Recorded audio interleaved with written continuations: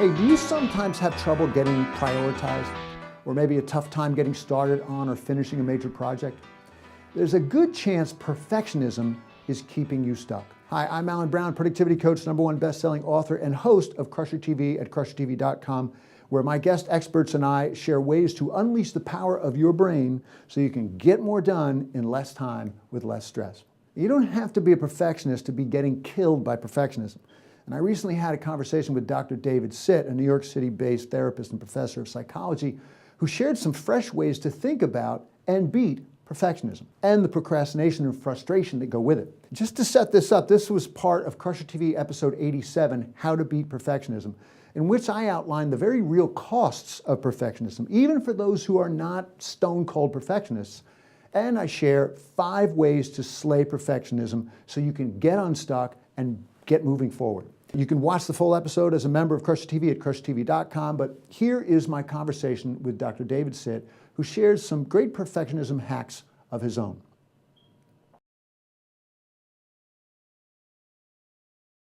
Great to have you here. Welcome to the show. Great, Alan. I'm really happy to be part of this amazing project you've been unfolding. You and I were talking about perfectionism. You had some refreshing ways to talk about it. And of course, we talked about how perfectionism is closely tied to procrastination. They're bedmates. Whenever you think about striving to get something just right, you are opening yourself up to the critical mind that's going to judge whether or not I achieve that degree of perfection. Now, in my life personally, especially because I'm an ADD, I have ADD myself, and so I have that personal journey. I am always lurking on the evaluation, and so I'm procrastinating. I don't know that I'm going to get that perfect place. I don't know that I'm going to achieve that level of success, and so lo and behold, anytime I'm trying to achieve, or I'm writing something, putting a blog post together, or I'm doing something with my family, a project with the kids, my mind is thinking I got to get it right. And then I'm sometimes thinking, but what if I get it wrong? What if I don't hit it right? And therefore, I put it off. Yeah, and you also talk about perfectionism as a form of self-chastisement. And, just that phrase right there tells you that perfectionism is a very unhealthy thing. And they say where perfectionism exists, shame is always lurking. If I'm going to strive to achieve a task, that judge in my head, that judging voice, the judging self is just waiting for me. They're waiting to pounce on me. And unfortunately, the emotions of anxiety are churning when I'm trying to work on a project or reach a goal. The outcome is something that I'm going to look back on and say, oh, I just missed the mark. If only I got a little closer to the mark, it would have been perfect. And so now I'm anxious. Now I'm depressed. And the emotional ramifications they're intense, man. They're intense. And, the self-chastisement is often, if not always, a completely unfair self-evaluation, right? Because when you chastise someone, you're saying you're wrong. You are less than. Exactly. Yeah.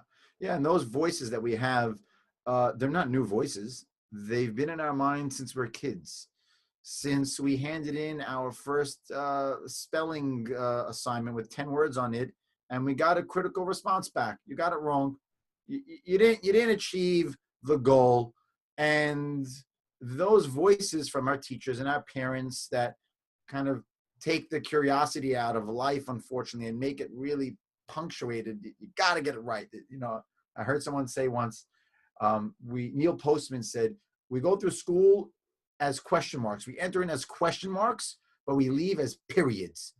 You lose that openness, and part of that feeds in as adults. When we're working on something, that voice comes right back at you. You're not doing it good. You're not good enough. You're not going to achieve the level of success that you think everyone else expects you to achieve. And it's never ending. So you remind me of a story from Gordon MacKenzie, the author of Orbiting the Giant Hairball, which is a great book about creativity. He says, when he asks a bunch of first graders, who among you is an artist, all the hands go up.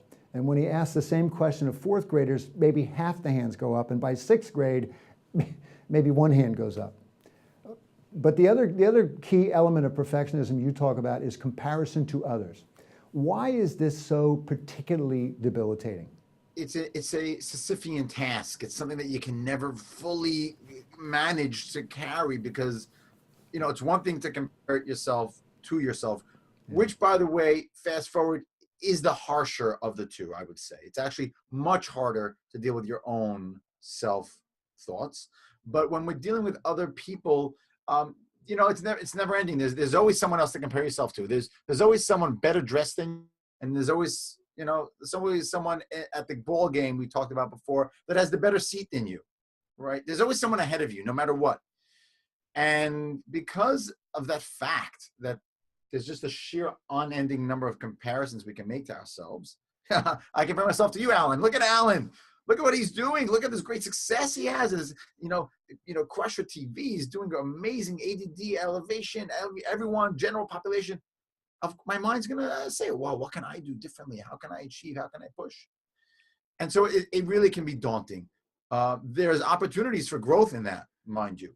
There is definitely a way to grow from that. And one quick way of doing that is to realize that the ball game I just referred to, where there's someone ahead of you, there really is, unfortunately, there's also a lot of people behind you. There's always someone who has the worst, not as good of a seat as you in the stadium. And, you know, you have to remind yourself that life is not about comparing yourself to get ahead.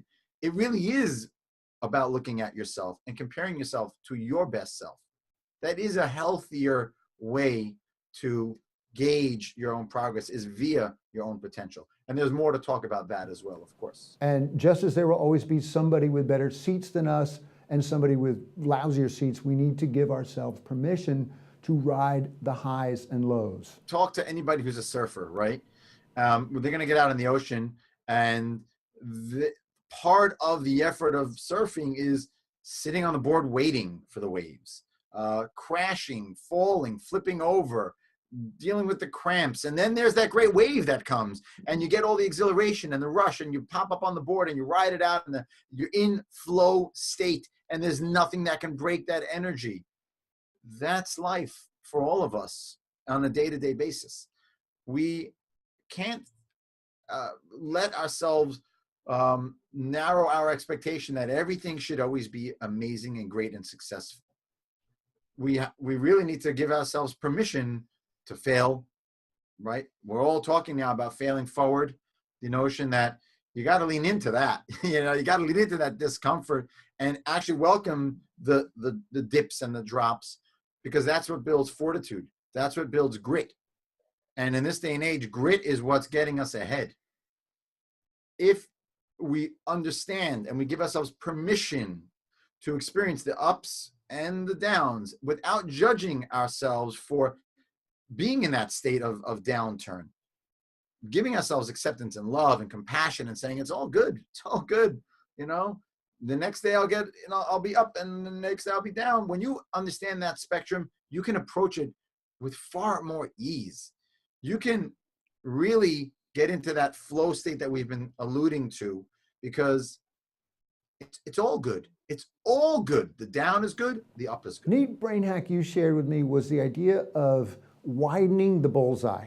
Can you talk about that? So a lot of the work that I do in my clinical practice is with individuals who are either high achieving individuals who have a lot on their plate, and then I also have a lot of students who come to see me, and they're often working on projects that have deadlines, let's say.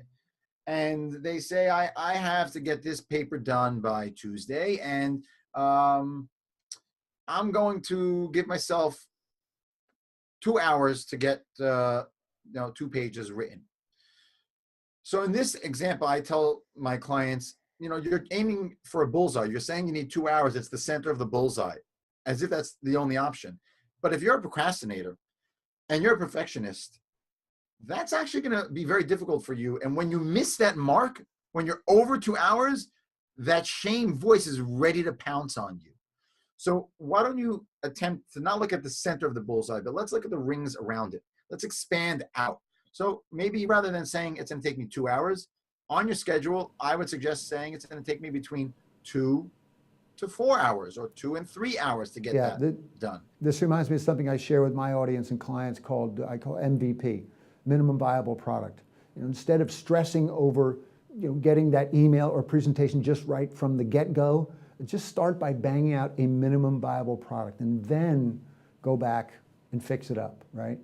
100%. It's always easier to get that first draft with, again, you gotta be aware, and maybe we'll get to talking about the power of mindfulness and all of this, because mindfulness is the way of developing that observer, the counter observer. You have the one that loves to crush you, but then you have the observer that wants to help you.